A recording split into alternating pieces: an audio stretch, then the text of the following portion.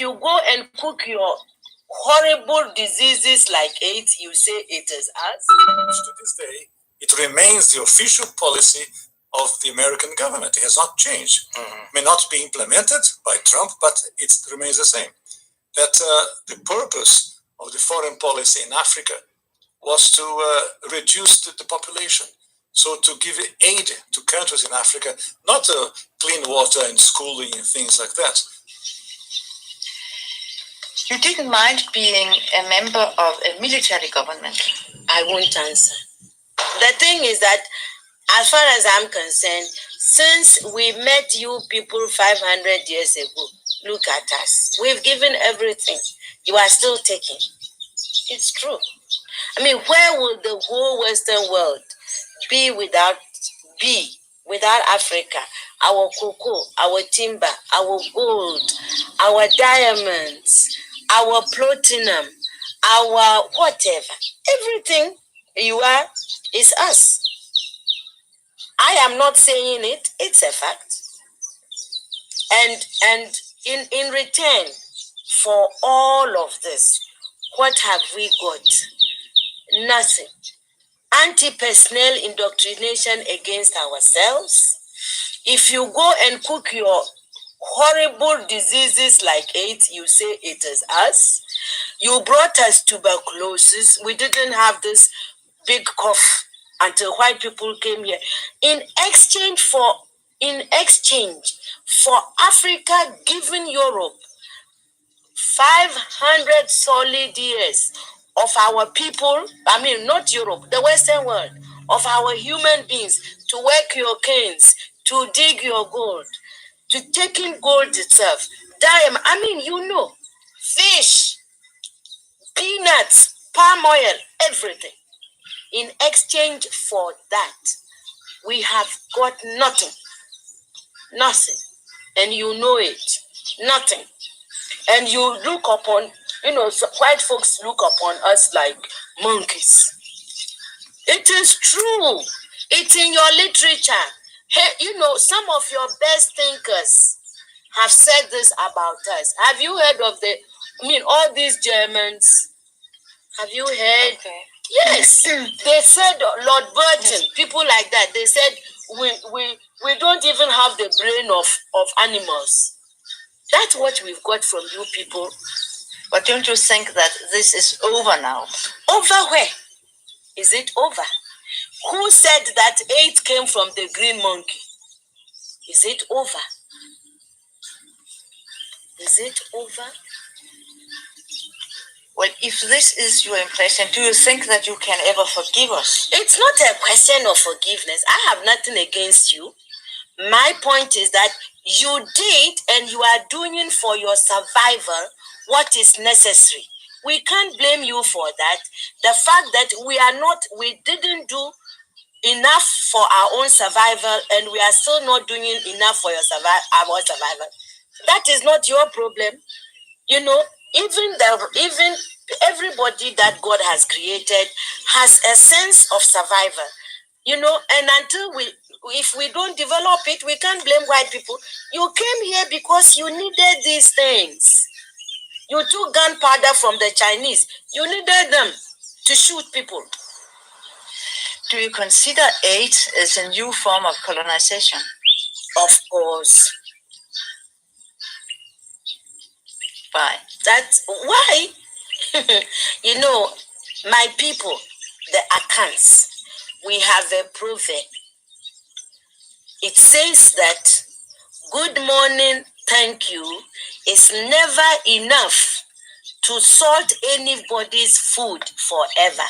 You cannot build your life on thank you, morning, thank you, English, thank you, God. Which is what aid makes, we are always receiving.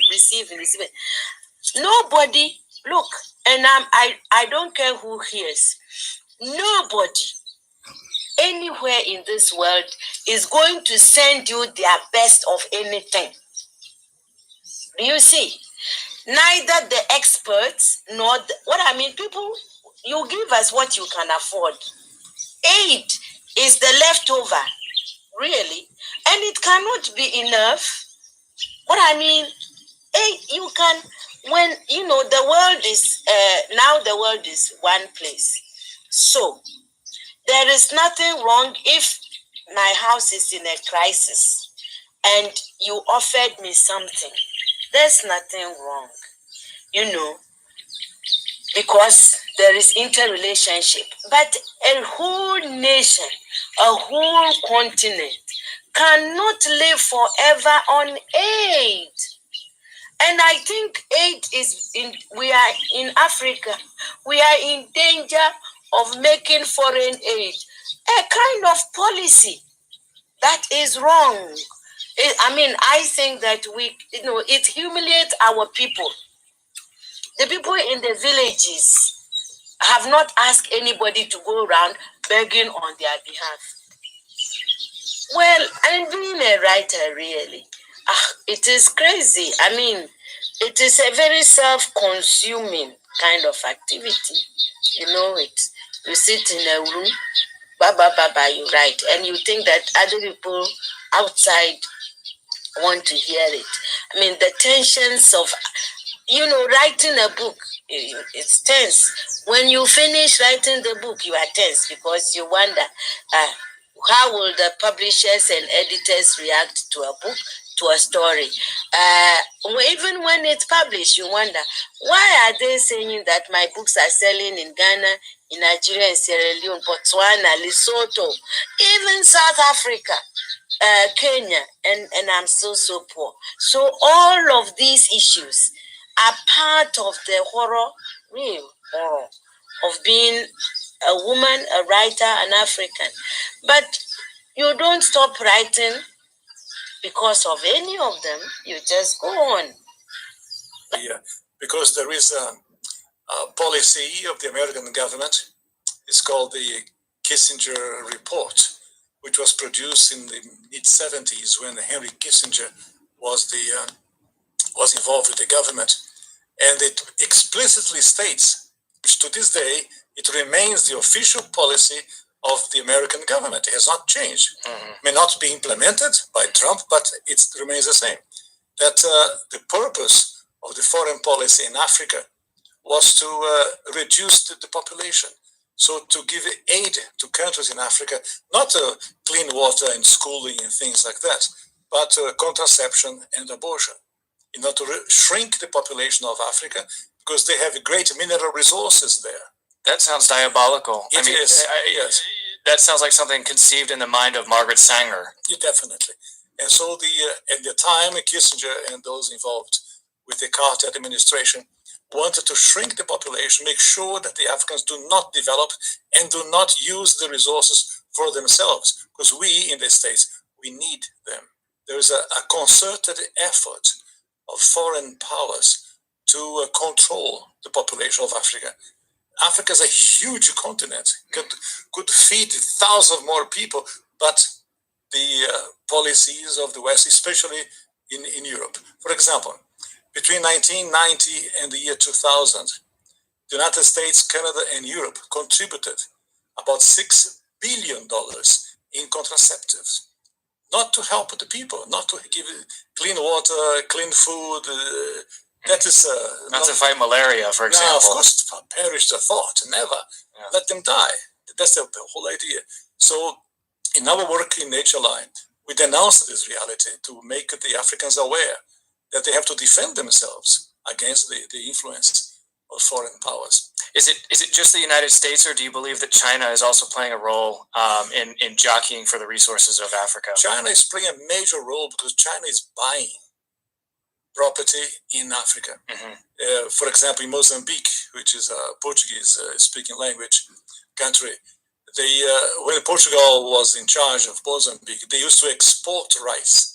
Now they are importing rice from China because they cannot produce. The socialism has wrecked the production of rice. And the Chinese come and buy farms. So about almost a third of Mozambique belongs to China. So I was in other countries of Africa, the same reality. In South Africa, the Chinese are buying property, buying land in Africa. And they send their own workers, the Chinese workers. They don't employ people of the place. they send their own workers to populate and to live. How does the 2020 census affect you? Plain and simple, the census counts how many people live in the United States. But that count is so much more than a number. Businesses use census data to determine where to build grocery stores, factories,